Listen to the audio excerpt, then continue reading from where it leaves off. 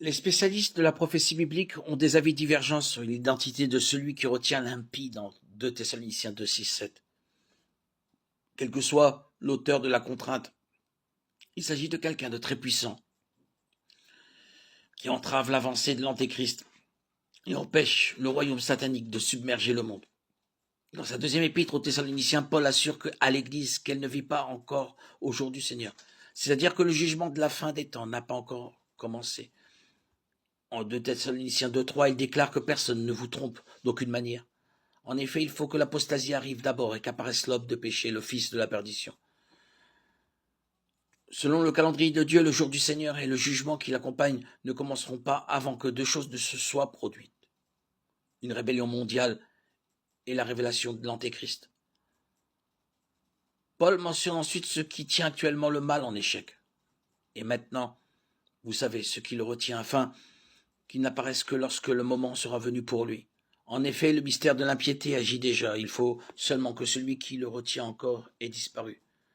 Alors apparaîtra l'impie de Thessaloniciens 2, 6, 8. Paul n'identifie pas spécifiquement qui ou quoi est cette force, puisque les Thessaloniciens le savaient déjà. De nombreux érudits ont spéculé sur l'identité de l'oppresseur, le désignant comme le gouvernement romain, la prédication de l'évangile, l'emprise de Satan, la providence de Dieu, l'État juif, l'Église, le Saint-Esprit, l'archange Michael.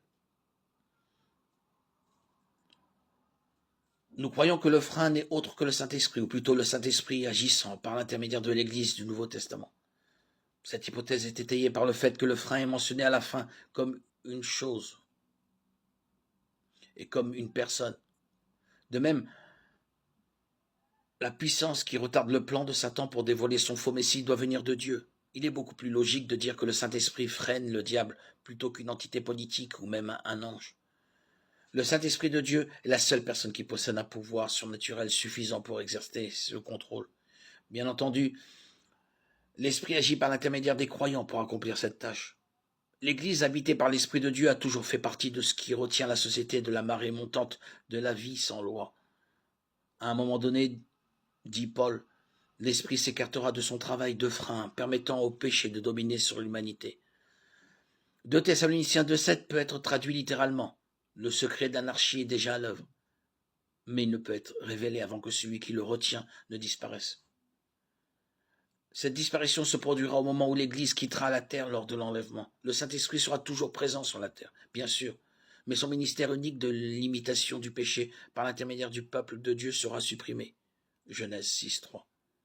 La deuxième épître aux Thessaloniciens indique clairement que la suppression de ce frein précède la révélation de l'Antéchrist.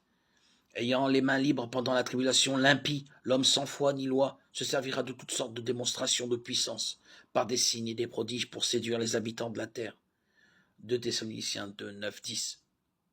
Lorsque le temps de l'Antéchrist sera écoulé, le Seigneur Jésus reviendra et renversera l'homme de péché par le souffle de sa bouche, et il le détruira par la manifestation de son retour. 2 Thessaloniciens 2, 8. Le mal est actuellement contenu. Lorsque l'âge de l'Église prendra fin, l'obstacle au mal sera supprimé et la rébellion semblera remporter la victoire. Cependant, la défaite finale du mal est certaine.